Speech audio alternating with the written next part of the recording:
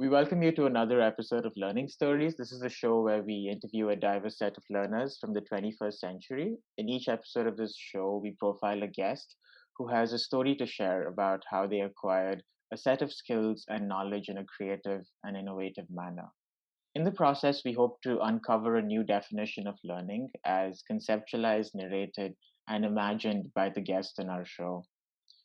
Today's guest is Shivani Gorle, who I've known for quite some time now. We were just chatting about this maybe over 8 years. We were actually in the same program at an undergraduate university in Mumbai, um, and we were pursuing a mass media course. And I've always looked up to Shivani as someone um, who's really inspiring with the way she expresses herself on different platforms. Just to give you a little background about Shivani's work professionally, Shivani is a cultural strategist who's interested in how businesses tap into the zeitgeist to bring us together and influence our brand choices in a digital age. She began her career in design as the first ever cultural strategist at Thought Matter, which was an award winning strategic design and branding studio where she built identities for purpose driven brands, planned creative campaigns, and wrote articles about emerging cultural trends. She was also a teaching assistant and facilitator for the Trends in Culture Analysis, Insight and Forecasting course at the School of Visual Arts in New York. She holds an MA in Communication and Journalism and a Bachelor of Mass Media from the University of Mumbai. Um, and she also has a Master's in Branding from the School of Visual Arts, where she also got the Brand Master Award for exceptional academic achievement. In addition to her work in the space of branding, she was also part of a project, actually, the creator of a project called Queens on Screen, which we can speak about more in this particular podcast. And I'm really excited to chat about that. Shivani grew up in India and she went to a wonderful school called Vishwa Shanti Gurukul. I think it was an IB school. Was it, Shivani? Yeah. An IB school. So there's a lot to chat about. Shivani's been like all over the place and she's done so many different interesting things. But Shivani, what was it like to listen to yourself being talked about in third person? Abhishek is good at hyping people up as always. Thank you for listing all my 3 degrees and the longest course name as part of a grad school in existence. I know that's a tough one, so thank you for nailing that. I Wow. I was actually thinking about that as soon as I read it out. I'm like, that is a very long course name. Yeah, it's a very long bio and a lot of hyping up coming from someone who wrote a book by the time we were already in grad school. So Uh, Um, we you. each their own better. We have our own accolades to speak of. If I could do a bio of you right now, it would be even longer, I'm sure. So Well, you know what's funny, Shivani? I still have like just random memories. I remember you had given me a copy of a book by Ernest Hemingway, The Old Man and the Sea. I I love that still book. I know I still have a copy of that book. I think it was back in the day, and I think that was one of the books that really stayed with me. For some reason, it really, some books really stay with you at certain points in your life. I think I really needed to read that at that point, and for some reason, I just thought about that as soon as you said the word book, and it's yeah. I don't know. Does that happen to you sometimes when you read a certain book at a certain point in your life and you read the same book again, like 5 years down the line, and you feel like it's a completely different book? You're reading it anew because you're bringing a new person to the reading experience. I definitely have felt that. I think certain books have defined entire periods of my life, kind of like the way we relate with music, right? Like music or certain smells always bring us back to a time in our life. It has a nostalgic power, and I feel like books can do the same. But in my life, I think if there's one book that truly completely appended everything I knew to be true was The Fountainhead by Ayn Rand. Mm-hmm. Um, I had the misfortune of reading that book when I was 15 and very impressionable. My high school English professor at the time had recommended that I read this book.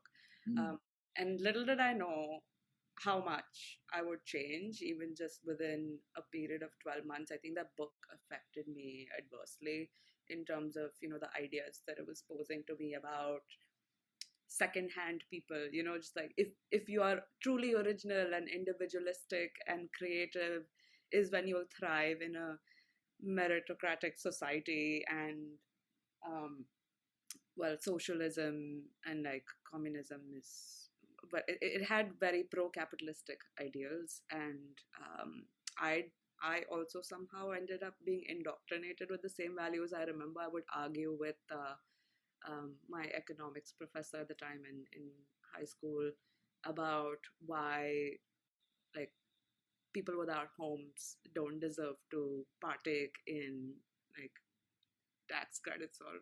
societal resources, because I was like, if you're not doing anything for society, you don't deserve to have your share. And I can't believe how much I've evolved since then. I do um, attribute a lot of my, both my deterioration and growth to that book. I think it made me question a lot of, or like challenge a lot of constructs that I had in my own head about how society should work. I think those were questions too big for me to contemplate at the age of 15. I feel like I should have like lived life a little bit more and interacted with more people. So yeah, definitely when it comes to books that you read again, that's one that I stay away from because like, and the irony of it all is I will show you my background, but I found a big book off the Fountainhead. Just like I was shopping, like I think it was like secondhand, like thrift shopping, and I found it lying somewhere, and I just like picked it up and framed it up as a reminder of a one book that has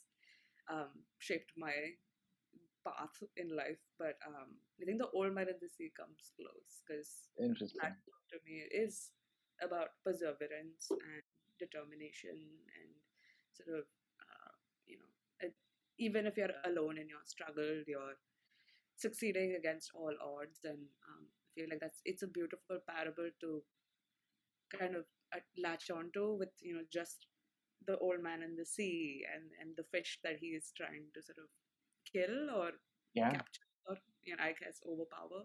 Yeah. And um, and the fish could stand in for so many things in life, right? Like in our own personal struggles. So I'm glad that the book resonated with you. yeah, and it's interesting what we take from a book, because it's nice that they in that particular book the author didn't really tell you what the sea stood for or what the fish stood for or whatever the challenges stood for. You can make your own meaning from it. And when you told me about the Fountainhead poster, I was thinking about these. I was recently watching these architectural digest videos where they give you a glimpse of people's houses, and it's so intriguing to see.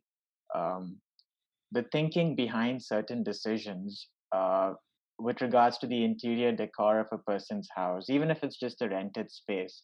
What do we choose to put up on the walls? And what does that tell you about us as individuals?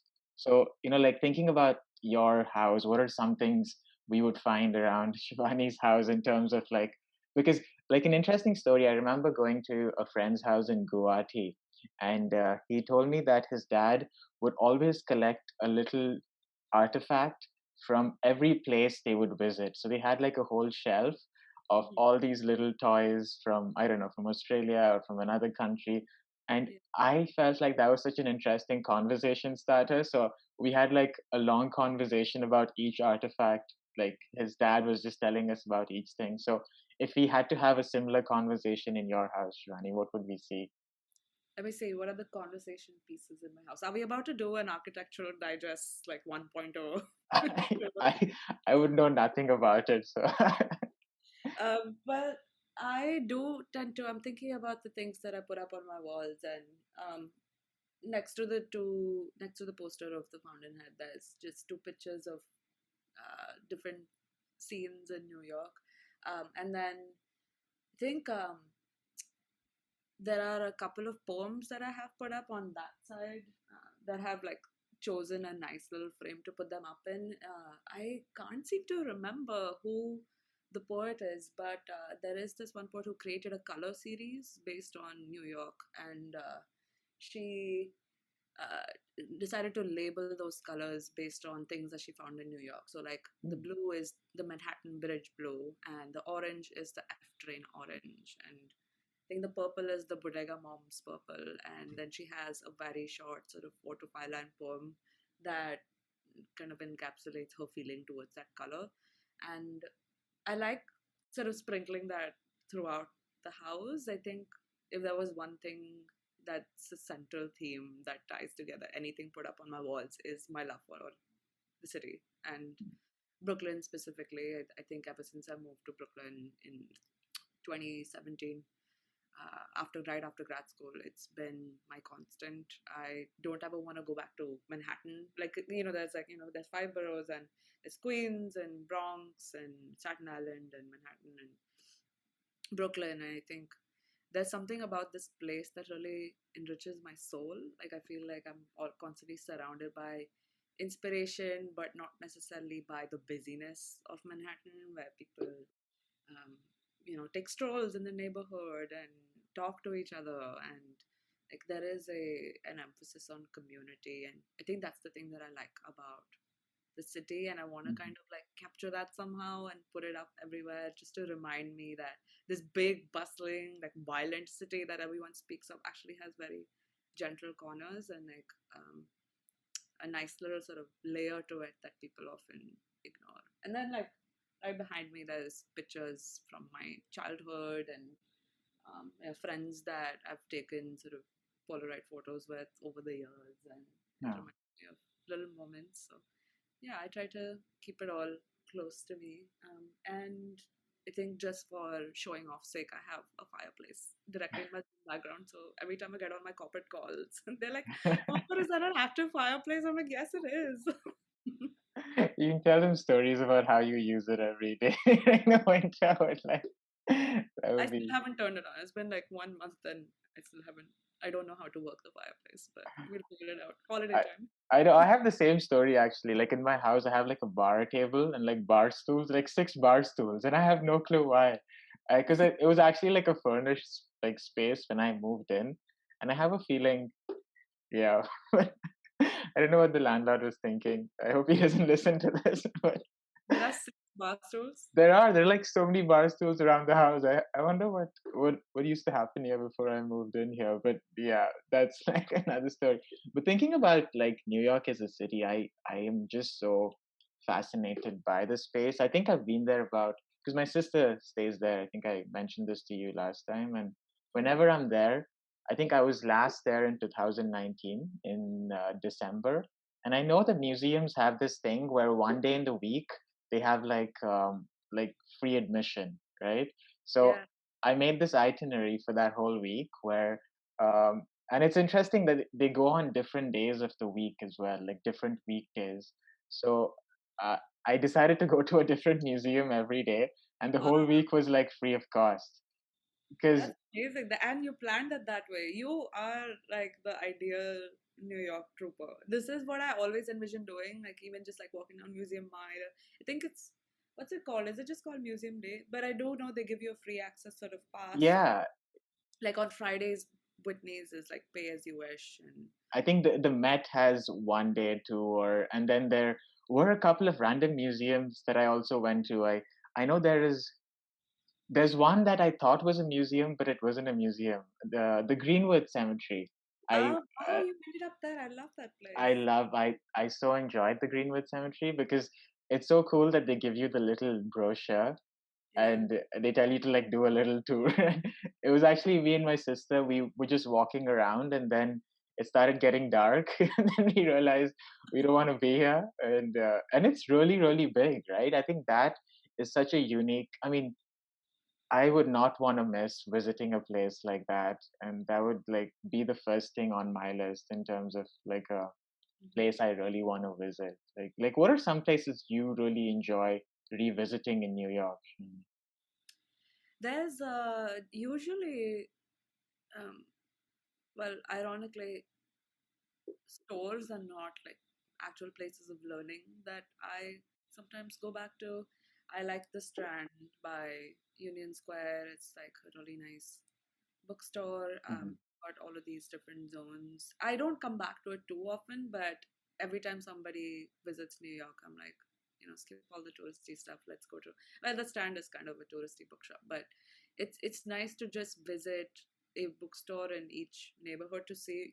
Even the shelf display changes, right? Like even the choice of books on the tables changes. There's Green Light in Fort Greene. There's Books Are Magic. It's the name of a store in Cobble Hill, Hmm. and that also happens to be like one of my favorite stores.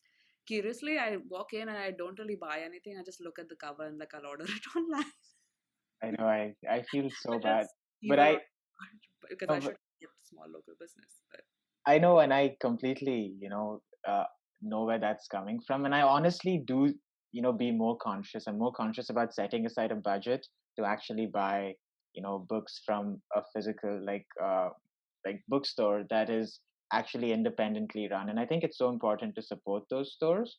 And yeah, because it's it's just the intimacy of having a conversation with the bookseller about why they would recommend a particular book and what you are thinking, right? I think you're not just paying for the book, but you're paying for the experience of being among so many books, which I don't think the digital space would be able to give you in the same measure, right? I know, I think your brain starts working in a whole different way because when you see all those titles and ideas in one space, it kind of gives you, coming a little bit to how I fell into my current profession too. It gives you a sense of the zeitgeist. It gives you a sense of what people are thinking about or feeling in the current moment. If you see the self-help section, like very padded up with lots of displays, and you take a closer look at the titles, and they're all about, because I think How Not to Give a Fuck, was that the name of the book?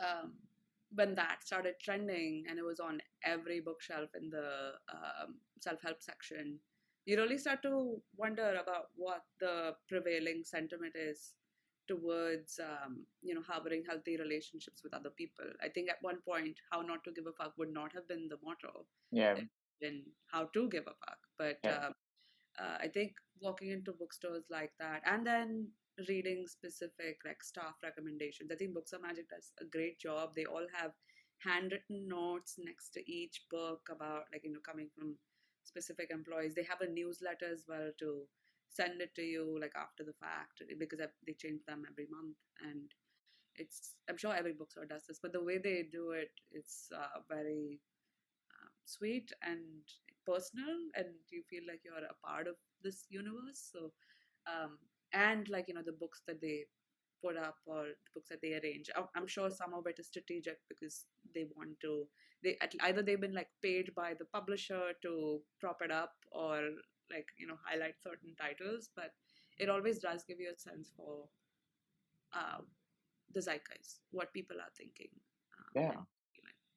Yeah, and I love that little bit on your website, Shivani, where I think it's like a little changing visual about how you mention um, our choice in brands tell us something about who we are, our choice in memes, our choice in ice cream. And it was really cool how you designed that visual. I think it's right above your bio on your website, but that's so true, and we often don't think about it.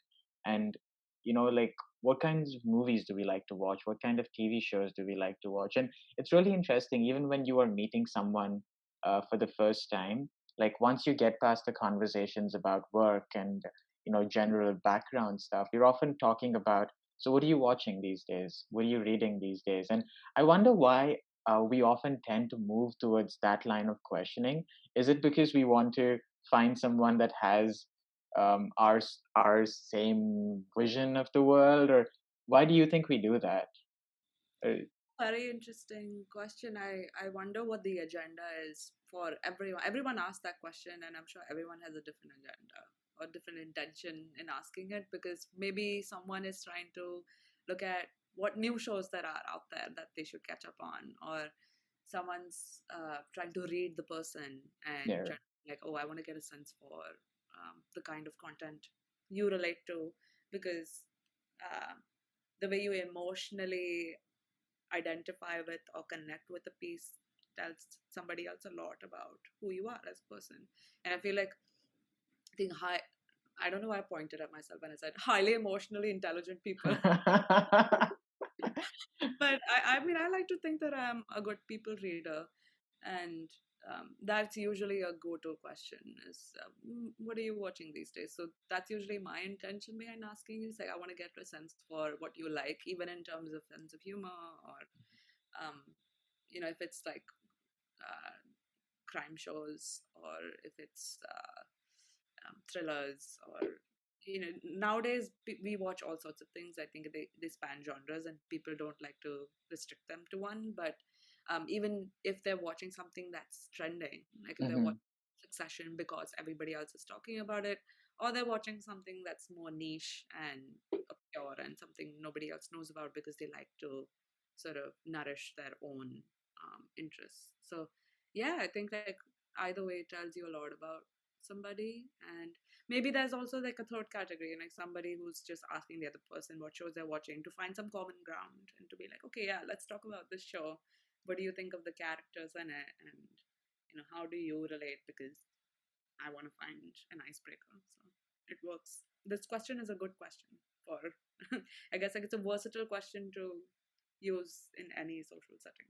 Yeah, yeah. I think yeah, and I think different people have different answers to that sort of question too, right? And yeah, it's just very interesting to think about why we make certain decisions and how we would not associate with those decisions maybe 5 or 6 years down the line. But just thinking about your passion for books and going really back in the day, like because I know you went to a boarding school, right, Shivani? Right. And it was I think it was in Maharashtra. And were you are you Maharashtrian, Shivani? I am, yeah. So I'm part Maharashtrian. My mom is Punjabi and my dad is Marathi. Got And it. I went to boarding school in Pune. So Awesome. What it was was, that? I mean, what was that experience like for you? Because I mean, I grew up reading books about children in boarding schools and the adventures they went on. I wonder if it was the same for you. was it the naughtiest girl in school? The I Enid did. series? It could be. I probably was Enid Blyton, and actually, I really liked Enid Blyton for the way she described food. Was she the person that wrote the famous Five series? Yes, yeah. Yes. Oh, And Secret Seven, if I'm not wrong. yes. I mean, the way they described food in that book, that was the only thing I looked forward to. They had such, lavish breakfast spreads, and I was like, wow. That's interesting. I hadn't thought about the way she describes food. Maybe that deserves its own paper. Maybe somebody should write a high school paper on Enid Blyton books, and The uh, way, yeah. maybe I mean, I don't want to speculate, but maybe she has a tenuous relationship with food, and it might be interesting to look into her life as an author. But yeah, the cakes and the naughtiest girl in school were also very lavishly described. It's like the big chocolate cake like on the table that everybody would. There would always be a tuck shop or Yeah, some sort of like I guess it was very British, right? So it I would was. say a lot of the things that I read about boarding school and books didn't like directly translate to my boarding school experience in Pune, but yes, that would be what we called a refectory or a canteen where everybody gathers for specific times of the day. For meals, there would be 4 meals: breakfast, lunch, snack, dinner, and there would be designated times for exercise, 6 a.m. yoga Wow. every day. Would And you turn up for those sessions every single day? well, I was head girl, so I had to wake everybody up for those sessions and be there on time. Oh gosh, I okay. think it really did, I think, become a part of my software, so to speak, to just be an early riser. Except for today, for some reason, I decided to sleep till age 17, and I was like, oh my god, I have a call with Abhishek in 3 minutes. It's fine. Uh, We were on the same page about that, so you're good. you're highly ambitious about being productive on this Sunday. Yeah. Yeah, I think boarding school mainly. I mean, when it comes to books, it did cultivate a love for reading. I had some great English teachers. I think everybody will have anybody who's interested in the English language or like Hmm. passionate about the language always has one teacher they had in their lives that they cherish. Sure. And they might have shared a very deep, intimate relationship with this teacher in terms of like, learning a lot about the world. I don't know if this is true for um, second language learners, first language learners, native speakers, but it's probably to do with my Indian identity as somebody who grew up speaking mainly Hindi and Marathi, and like English was slowly sort of like included into my sort of school diet at an early age. It was still a foreign language to me, and to discover so many like literary devices and the ways you would craft language to have an effect on people. It's something that I didn't think was possible for me to do. I would just read a lot. I didn't think that I would be on the other side of the book, and crafting those phrases. So I think it was my sort of little aspiration to be a writer started off early, but it was only when I moved to boarding school when I was, I think, 12. Hmm. Parents sent their poor only child to boarding school at the age of 12. No, I'm kidding. They really wanted me to cultivate values of independence Hmm. and self-sufficiency and um, being, I think, disciplined. My dad comes from an Air Force background, so Okay. I think there was an emphasis and value placed on structures Sure. and like how to thrive within a productive environment, how to create one for yourself, and he always wanted me to do well and probably even just yeah, I think like find my footing on my own, and I think like it's equipped me for like it's been what how many years has it been? 6 years since you've been away from home.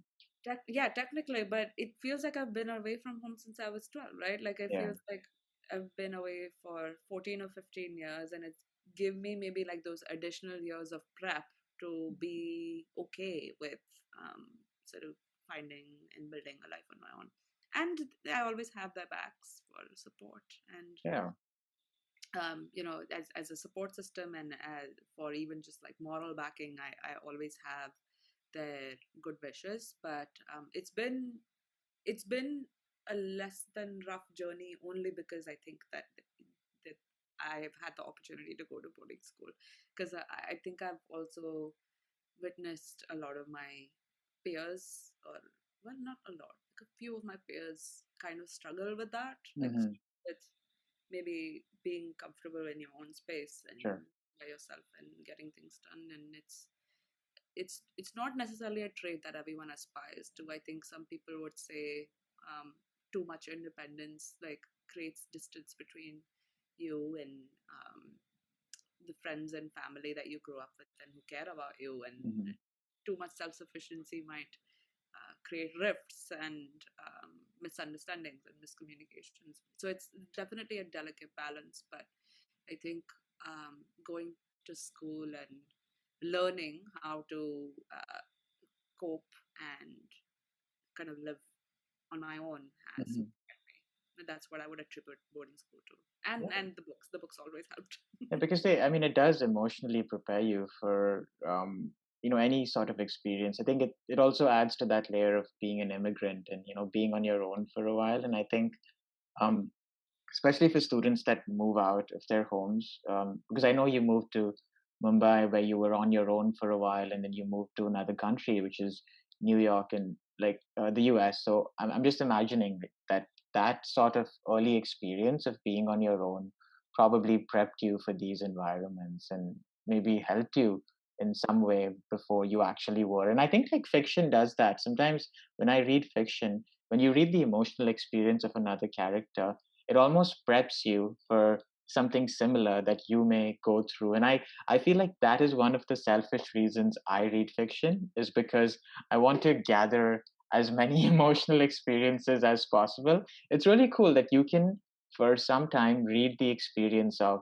a 50-year-old person, completely imbibe that person's worldview, and live through that person's life experience. And then once you're out of the movie or out of the TV show or out of the book, you're suddenly back in your own world, and you can translate that sort of view of the world And for some time, you actually feel like you are the character that is in that, show or book. Sorry, one moment, Shivani. I just realized my. Okay. Yeah, and I think that is one of the selfish reasons I possibly read fiction, and I don't know if it's the same for you. But like, I'm just thinking about like what was it like for you at not only the school but then at the mass media college, and then the School of Visual Arts. You were in three very different learning environments that had different expectations of you. Were there some professors or courses that stand out to you as courses that really define your thinking and leading you onto this path of becoming a cultural strategist or taking up branding as a profession? Because I feel like some of those early academic experiences really set up the foundation. So if you had to give me like two or three classes or professors or even books that really stood out for you in that period of learning, what were they for you? Mm.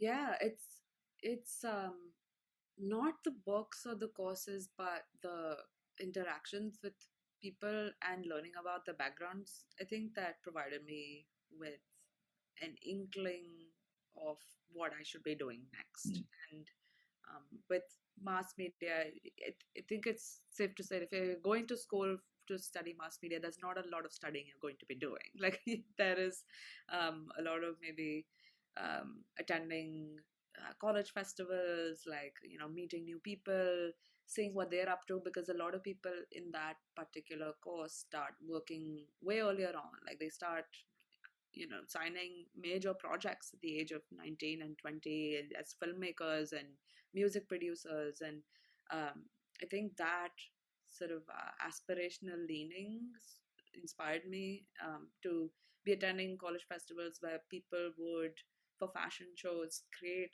costumes from scratch using the material that they had, and being really nimble and scrappy with the way they would create things Yep. was, I guess now that I'm thinking about it, I think it's the way you asked me that question that's prompting me to think about it through that lens. But yeah, I think the power to create was really strong in that course, and it was inspiring to be friends with and spend all my time with these types of personalities. And then um, when it came to picking branding as my choice of study in grad school, I think it does go back to my, I guess, current statement on my website about choices in brands reflecting our, I guess, resolve or personality even as human beings. I think it Sure. says, reflects who we are as human beings. It says something about us, mainly because I'm going back to the original learning environment in boarding school.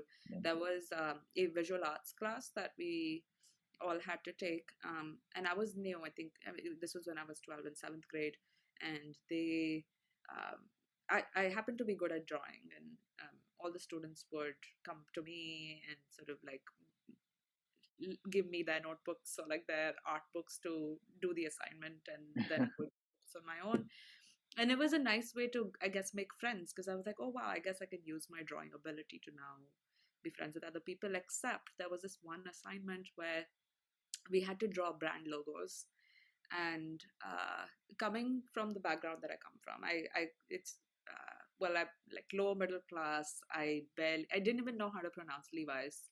I didn't know what the logo of clothes rack looked like. So when they would sort of list all these students came to me as usual, and they were like, let's draw this logo, let's draw that logo. And you can imagine, I'm going to boarding school with these kind of like privileged kids, right? Like they come from well-to-do families, Mhm. and I think that really there was like a deep-seated insecurity that started back then. I was like, wow, I don't know anything about these brands, and I think the only way I can fit in is to change the way I dress, is to look at what the new thing is that my friends might be into, or like my potential friends might be into. I think I even picked up a book, How to Be Popular by Mick Cabot, just to somehow find my way into those inner circles. Yeah. And I think that really was the original sort of seed of why I took up branding without knowing it, consciously or unconsciously. uh, maybe it's like marrying my uh, ability to find kind of like the most influential, powerful person in the room, and like Sure. trying to see how I can fit in, or like how I can try to have some power. Because I grew up always like on the edges of bullying or whatever, like as the target of, I guess, certain um, lack of kindness. But I think that really did push that ability to identify the most powerful person, or like how to be a part of like inner circles. And I felt like that skill marries very well with the interest in branding, because I Hmm. think branding is about creating exclusive images and um, groups of belonging, where you try to make a brand is, I think, like it's more, definitely more than a logo, and definitely more than a verbal or visual identity. I think it's like a feeling that everyone agrees to be a part of, or like agrees to participate in some Sure. way. And branding to me has always been the practice of creating exclusive sets of followers, I guess. Interesting. With and I then in that vein I would consider uh, Christianity like a practice in branding, Yeah. and Yeah. you could really then apply that to anything really, and not just corporate entities. So Yep. I Even think even that's political ideologies, historical movements can come in the same bracket as branding exercises, right? In scary and like other not so scary ways. exactly, yeah. In fact, during the branding course, we had somebody come in who had designed the Hope poster for Obama's campaign in 2008, and in how they also just came up with the entire identity, how the O was very specifically designed, and how much of an impact that had from both Uh, like a visual and emotional perspective. And um, there's like you said, there's both sides of that. It's like one in which you create entire movements and help people feel ownership over the cause that you have created through a logo, like through a visual identity. And yeah. then there's also the other side, the manipulative side, where the impact is much more insidious, and you don't really know how you're being affected. And as I think branding professionals, as advertising professionals as well, we learned a little bit of this in the mass media Yeah. program. Is you need to be aware of tools of propaganda, and how it is in your power to use them and wield them the way you want. And you should be aware of that responsibility. So Yeah, I mean, yeah, it's so fascinating to listen to you, Shivani, because I was immersed in this growing up. My dad was like an advertising professional. He had like a little advertising company, but we mainly specialized in print ads. And my sister is now a communication designer, so she was the person that would spend a lot of time in my dad's shop, and now she's doing it in her own different way. So a yeah, lot and of our it's stone's throw away from my apartment, It right? is, yeah. It's such a weird coincidence. She actually stays around. I mean, she studied at that university that's really close to your house. But thinking about branding, Shivani, like just to do like a random exercise, okay? And you've probably put a lot of thought into this. I'm just gonna randomly shout out the names of some brands, and you've got to tell me the first thing that comes to your mind when I say this brand. It could be an emotion, it could be a color, it could be Yeah, yeah, okay. So Nike. determination. I Uh, guess because of the Just Do It. But recently they took a pivot with the Play New campaign, where they are emphasizing mental health more, and they are like, you know what, if you don't feel like doing it, don't do it. Like that's the pivot that they've taken. Interesting for the brand. I think Yeah. I've gotten down the wrong hole, Shivani. I'm talking about brands with a brand expert, so I feel like I'm going to get a lot more detail, and which is good, which is what I was looking at. It I won't feel be like as rapid as you I envision. know this was going to be one of those quick rapid fires, but I don't think so. But it's good. What about Starbucks? Warmth. And I think it goes back to the third. Starbucks was one of the first. Oh my god, I'm adding context to every answer. Please Which don't. is good, which is something I would not understand. I mean, I would not be able, like when I think of Starbucks, the first thing that comes to my mind is coffee, right? But Mm. to you, you I think associate a notion. And in my mind, I know that when I think about Starbucks, I can make coffee at home. Why do I want to go to Starbucks? It's just really nice to be in a coffee shop around people. And then subconsciously, I know that there is a feeling of warmth associated with it. But I feel Yeah. like as a branding professional, you are able to immediately identify that. And I think as a consumer, that's where I'm coming into this conversation with. As a consumer, I think like coffee and even Nike, for me, it's shoes, which is weird, right? And your association is determination, and then you had, so you probably understand what their branding strategy is, and that's pretty intriguing to see. What about like, let me just see, let me try doing something that isn't as um India. Oof. Yeah, I still think of India as home. Like Home. I just, yeah, that's the word that comes to my mind. But I do immediately think of food and like the colors. And it's almost like it's a just a flash of a violent sort of like collage of all these things. Like Yeah. there's dance and there's food and colors, and it's a little bit like I have an Adarsh Balak poster also hanging up on my wall, Okay. which is something ironically I picked up from Austin in Texas.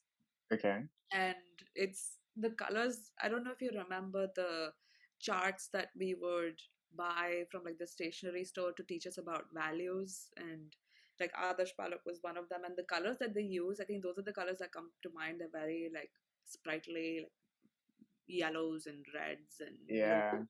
And all the figures are very pronounced, right? Like they all look like tiny adults. So it's, I think that's what comes to mind when I think of India. It's wow. what Sorry. about what about New York though? If it's home for India, what would you say for New York now? Is that I think an image again springs to mind. I think it's the stoops, like brownstone buildings that line the block. And I think of like the stoops. I don't know why.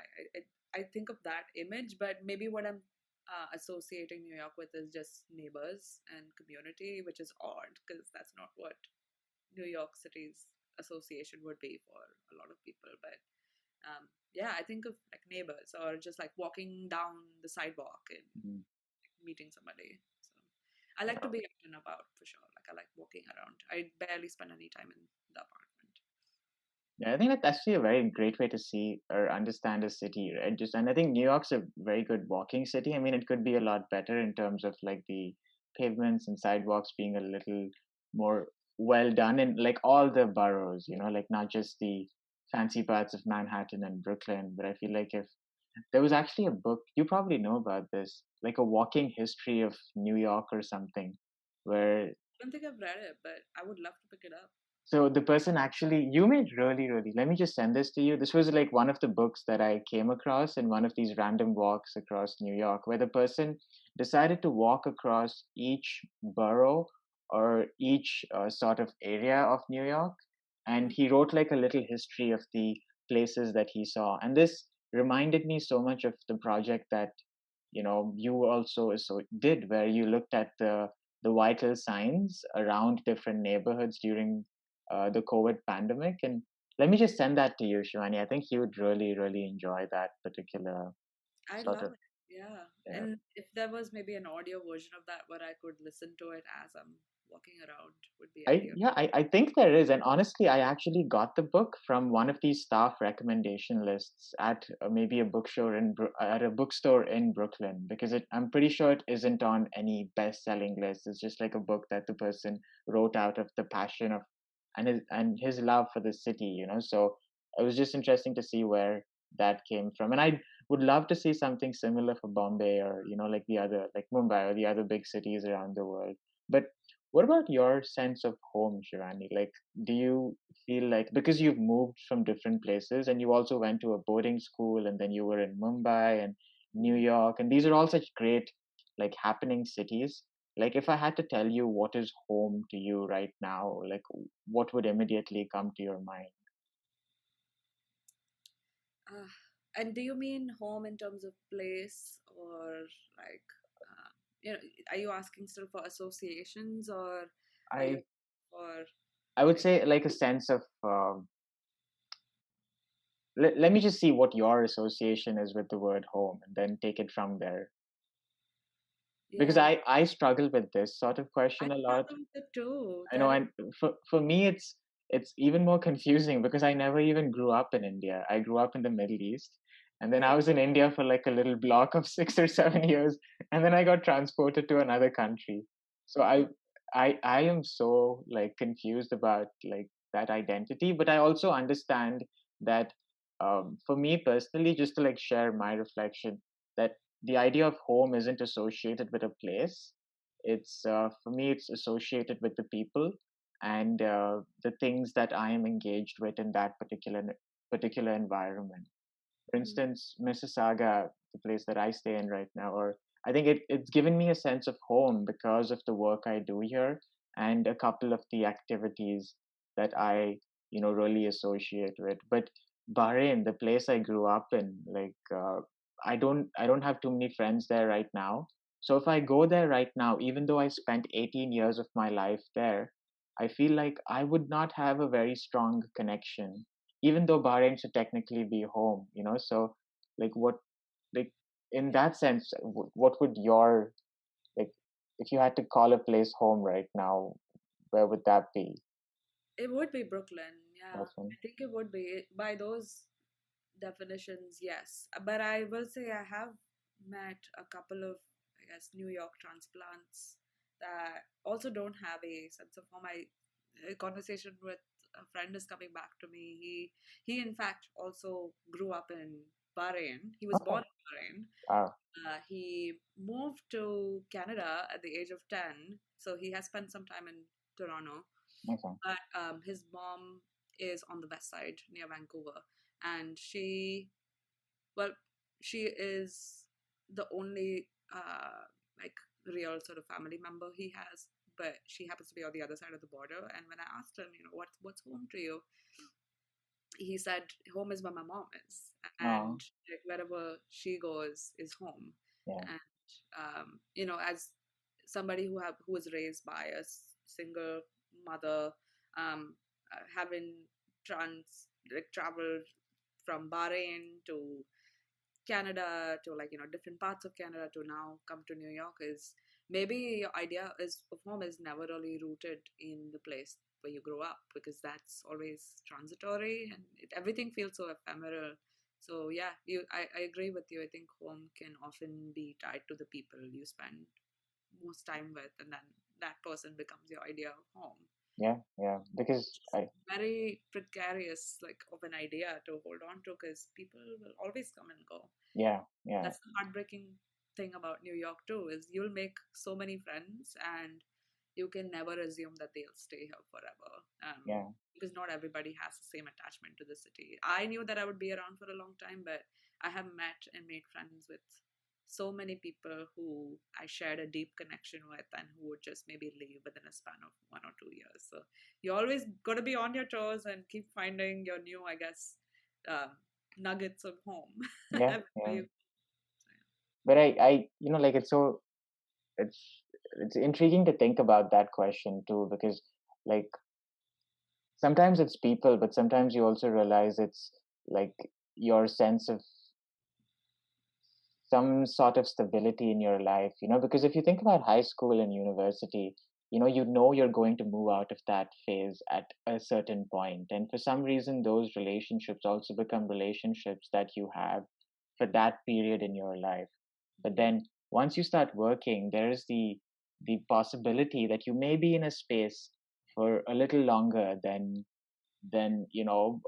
when you, so I don't know, there's just, I feel like I feel most at home now, even though I have none of my family members with me, or none of my, and I'm an immigrant, so there's that other additional layer of like, it's interesting that I still feel this sense of home right now in more ways than I ever felt before in my life, and I think it's different for different people. But I completely relate to your sense of not also tying that only to the people, but also to a sense of your your comfort in those relationships too, because in any relationship I think you bring something to the table, right? And I feel like there can be a sense of home and what you bring to that relationship. And I was actually, we put so much thought into um, planning evenings or dates, or things with our friends.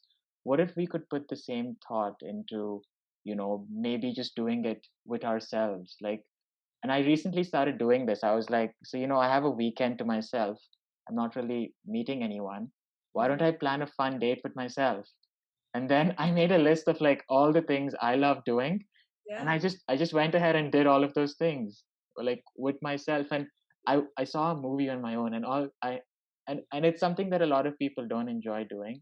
They're like, yeah, you went for a movie on your own, and I really, really enjoyed it. And I didn't have to explain anything to anyone. Like, like, are you okay? Are you feeling bored? Do you still want to do this? Do you want to move to something else? Or but I could just keep doing it. And like I enjoy reading in coffee shops, and so yeah, just it's that.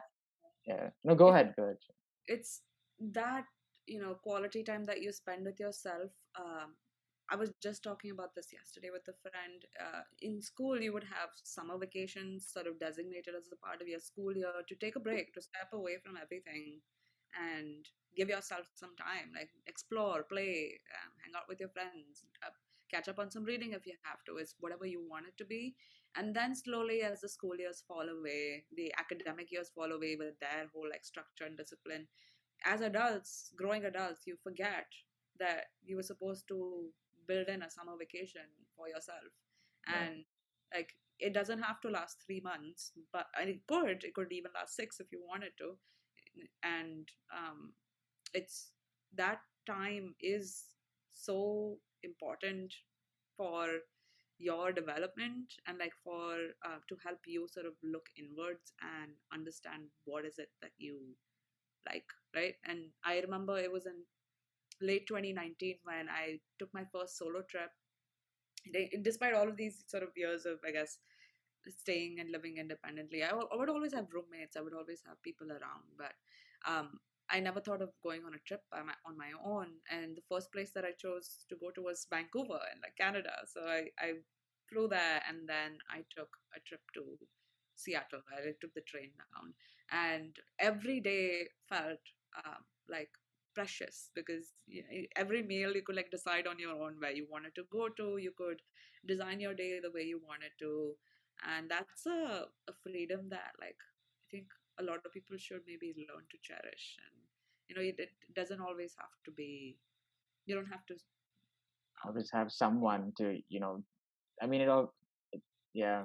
I think you slowly start finding, I think, as you move through your 20s, like both of us are in our like early late 20s, I think mid late 20s, but I think you slowly start hopefully finding a sense of home in yourself, like, Like, nobody is going to give you a vacation. Like, nobody is going to ask you to take a break and to step away. And I mean, that's when you have to sort of learn to advocate for yourself. And sure, when you feel like your engine is stuttering, or when you feel like you're on the edge of burnout, there is nobody else who will listen, because on the outside everything looks fine. So yeah. yeah, very important to take those breaks and like pay attention to yourself for sure. No, I completely agree. Just to, Shivani, just to be mindful of time, can we just do 10 more minutes? Because I don't want to keep you waiting. Is that okay? Yeah, let's do That's that. perfectly fine. Yeah, Yeah. because I just want to, because I know you have another appointment right after this, and I don't want to, That's keep okay. you. I need only 30 minutes to get there. I will shower quickly, and it's all good. Awesome. I Like, wanna have this conversation. I'm really immersed. So I'm yeah, glad. yeah. I mean, there's so much. This was not what I planned at all. This is, but I feel like at the end of the day, this was just because I think we just went where, it had to go, and I like. But I'm really like curious about your profession, Shrine. Like I teach, like elementary students in a school, and we often talk about professions to them, and off the top of my head, I talk to them about what it means to be a doctor, what it means to be a lawyer. But if I had to tell them what a cultural strategist does on a day-to-day basis and really sell the career to them, like they're like, I can do anything now, so And I think it would be a really fun thing for them to do. Like, what would a day in your life look like in terms of like an ideal work day that doesn't have all the other variables with the pandemic and other stuff involved. So, An ideal work day would mean a lot of reading, talking to people, and writing.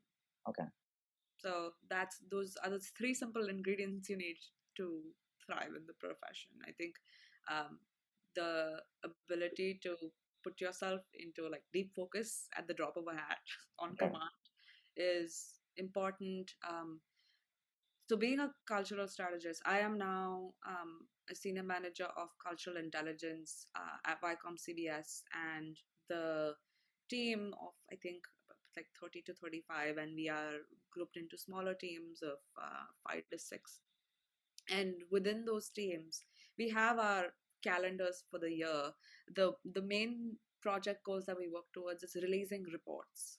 mm, We work on a lot of intelligence reports that are audience driven. The research is very audience driven. You're constantly thinking about what people are talking about, what they're sharing as it relates to media and entertainment, because this is Viacom CBS. So um, when it comes to the daily sort of keeping in touch with culture, like you would wake up and I read every day 3 newsletters to start my day, and then click on like all the articles that I'd bookmarked from the day before to sort of read through, and then like capture quotes and lines that feed into certain reports that we're doing as they're relevant.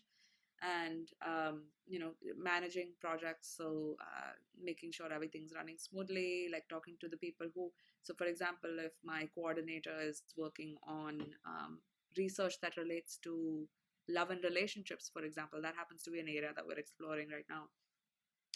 She would have maybe watched a reality show, or she may have worked on a survey that she wants to distribute amongst like a sample that we decided on. So we will go over that, I think.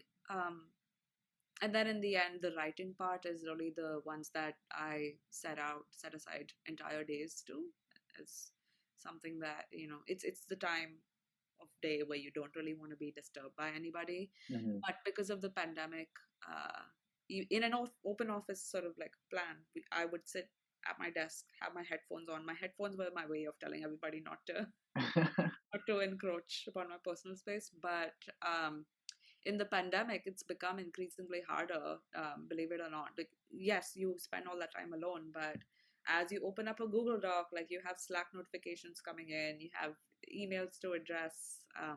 A lot of them are time sensitive, and in a collaborative doc, you always happen to have at least one or two other people in the same doc, right? Like yeah, it's their way of being kind of like in a conference room with you. So even when you get a writing assignment, at any given point, you feel like you're being watched, or you feel like somebody is watching you write these words. So you have this need to be efficient. And I think that really does take a toll on creativity. We are like finding ways to curb that so that you do get sort of like your your own space, right? own space to because as a writer, and I didn't know this, I thought this was just a unique issue. When I struggle with sentences, I open up the thesaurus, or like I look up sentence usage structures, or I will sort of go off on a tangent and look into this thing that I want to learn about to sort of carry over words that I'm using there to this other space. So everyone has their own unique process, Yeah, and um, it doesn't matter how you get there as long as you get there. And sure. for the longest time, I didn't understand how to do that as a writer, to ask for the tools you need, whether it's a doc all to yourself or the time that you need to write something. And yeah, so I would say as a cultural strategist, the two main skills you need are to observe patterns, to Mm, recognize patterns as they're happening across categories. So even just like the small example of thinking Nike translates to determination, and then determination as an idea can be found in self-help books, sure, or like in songs, or sure. in dance. Bringing all those things together as part of like one bucket of ideas or concepts is like an example of how you practice pattern recognition.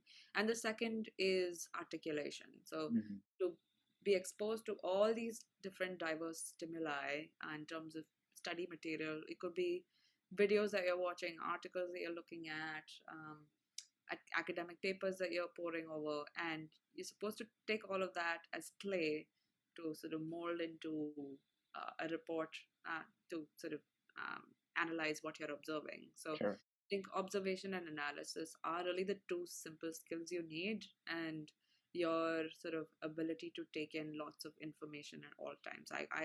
Always think of myself as a channel. I think of myself as a, like, It's so yeah, funny. it's not a sponge, but a I channel. know. Like I can't be a sponge. If I'm a sponge, I will explode with the But amount of absorbing. when you said channel, I felt like you were, stimulating like energies and stuff. But in a way, you are doing that. That's exactly what I meant Yeah. actually. So sorry to sound so wacky, but I do think of myself as a spiritual channel, as like kind of like a funnel where I am taking a lot of information and knowing what to sift through Yeah, to like sort of, so that when it comes out the other end, it's cohesive and comprehensible. So sure. yeah, I Yeah. don't want to add too much of a divine layer to what I'm doing, but No, no, but I think you actually really beautifully articulated like what um it comes down to, right? Those basic ideas of observing patterns and articulating it in the most engaging, relatable way possible. I feel would be a very simple, straightforward way to explain that to a young person thinking about these professions. And I think it's really nice that because I mean, a lot of young people these days are creating their own jobs. You don't really have to stick to those silos of like we grew up in a time, at least because we grew up in like schools in India. We had that sort of hierarchy of commerce, science, and arts, Mhm. and there was this artificial, sort of like pedestal given to the STEM subjects, and then commerce was in the middle, and then arts was at the end, right? And even if you were a really smart person that took the arts, they always looked down on you for some weird reason. And I never understood that distinction. And I feel like it's not as, like that you don't really see that hierarchy as much, but you do see it in subconscious ways, even in immigration policy with the preference given to STEM degrees. And I think both of us probably feel the brunt of that, in so many different ways. But I think I was listening to, again, I'm going to be linking Shivani's website and the podcast that she hosts with her friend Ria. And Shameless I'm plug. yeah, I'm a big fan of the podcast. I've listened to all the episodes. I think in one of the episodes, you and Ria were talking about creating a separate email ID to consume newsletters, and Yeah. I thought that was a really cool idea because I look through my mailbox right now, and whenever I get a normal mail, I'm like, oh my god, I got an email. I'm so happy because From an actual human being. I know Wow. because the only people that send me emails are like Starbucks or like big companies, and it's always my bank. My bank is like sending me emails about the most random nonsense ever. Like, oh, our bank got a new CEO. Our CEO went for a vacation. Oh my God, that is so important, and you need to know this. Really being super ultra transparent about their I know, and it's like I can't, but I agree. I think like categorize. Even though I think some programs or some like I use Gmail, and they have a way to divide it into primary, social.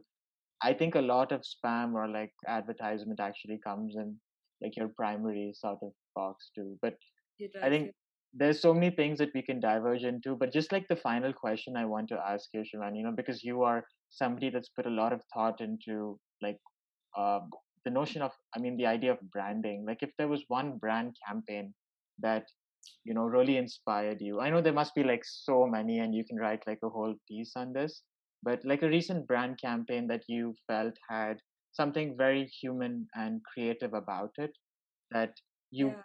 you would like to be part of, or Yeah. I think this is a little bit of what we cover in the final episode of Peas in a Pod, the podcast that Abhishek was talking about. Um, the mental health advocacy that Naomi Osaka has pioneered, sort of in the athletic space was really inspiring to me. It all happened so quickly, right? Like she was at I believe it was the French Open. Hmm. She withdrew from press interactions. She was fined. Um, and I think it was the Calm app. So Headspace has a competitor, Calm. They offered to cover the penalties and the fines for Naomi Osaka during that time, and extended the penalty coverage to any other athlete who wanted to withdraw from press interactions. So, Yeah. um, a curious thing for an app to do, Yeah. but I think to sort of make a statement on what that action represents and how giving yourself time to meditate and spending more time on your mental health is like an integral part of somebody's life. It should not be ignored is like a statement that they made with that extension of penalty coverage. So it's not really a campaign. They just did it and it was covered in the news, but that to me is an impactful campaign, and that the brand actually does something to either create or redefine existing standards, Mm. and set a tone for how other people should think, or directly benefit the person that they have aligned with. So in this case they did both, right? Like they helped Naomi Osaka and they also extended that to the athletic community. And I think that was an important move. Sweet Green, the salad chain in, I don't know if it's purely based in New I York. I haven't heard about it, but Sweet Green, I guess it's kind of like Dig In. I think Dig In might also be New York based, but they are sort of like a build a bowl salad company. Um, and Sweet Green's main ambassador, even before the French Open happened, was Naomi Osaka. okay. And I think not an easy piece of news to take as a brand, like when your main ambassador happens to be sort of in the news for quote unquote wrong reasons. um, but they also took that within their stride and they stood by her and completely supported her actions, and it wasn't a popular move for a major brand to take, Mm. but it was received well.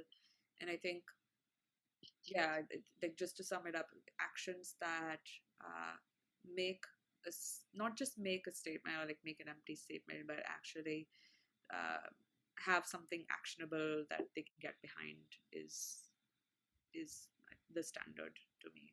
Yeah, but it's. I mean, I would have expected you to, tell me about like an advertising or marketing campaign. It's so interesting that you spoke about something that the brand actually did. And when you were speaking, I almost thought about these brands as living entities that had a personality of their own. And like if I had to design a human being for Calm, like what would that human being look like? And I feel like that's what I thought about when you spoke about what Mm-hmm. Calm did to, and I think that's something we have in common too, Shivani. I love tennis. I love watching tennis, playing tennis, and Yeah. I think what Naomi Osaka did there, and I think a lot of other sports people are actually coming out and speaking about this openly. Like I also follow cricket. There was a cricketer called Ben Stokes who took a Mm-hmm. whole year off in the middle of the year. Like he just said, I don't want to play cricket. I need to spend time with my family.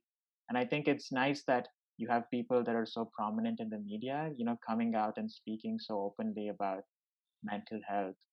Yeah, But but yeah, to play the pattern recognition game, yeah, you seeing this popping up, emerging in the sports space, but you also are hearing about the Great Resignation. You're hearing about people quitting their jobs with nothing lined up, with no safety net, because they have decided to prioritize their own well-being, right? yeah, So it feels like it's part of a larger sort of societal shift towards like placing more emphasis on me, and in with the end goal of eventually improving the we. It's yeah, not an entirely selfish move. It is, I think, with the vision that if everybody took more care of themselves, the world would be a kinder place, sure. and that's what we need to work towards. So yeah, it's funny how like even with like smaller cultural phenomena that emerges, it's easy to see what it ladders up to if you spend enough time in the profession. Yes. Yeah, and I think that's a great note to end this conversation. I honestly feel like I can chat with you for so long about so many different things, and I didn't expect this conversation. I knew it would go in a, but I think we just it was a lot of fun, Shivani, and I would really like to read more of your analysis, and that's something I would encourage the listeners to do as well. Is don't just stop at this particular conversation. I will be linking Shivani's website and the wonderful podcast that she hosts, where you will get to really know more about a lot of her interests, and I think yeah, I've learned a lot as a podcaster listening to you and Ria, Shivani. So thanks for doing that. But please do look at Shivani's website. You can follow her on Twitter and Instagram, I believe. And also, please do hear the podcast. For the listeners, thank you again for tuning in. But I will be coming up with more episodes, hopefully, depending on how things open up and people's schedules open up. But Shivani, thank you again for such a fun conversation. And Yeah, it was a pleasure. It was an honor. It was everything. I really enjoyed our conversation. Thanks yeah, so and much for initiating this. yeah. And for the listeners, until next time, keep learning.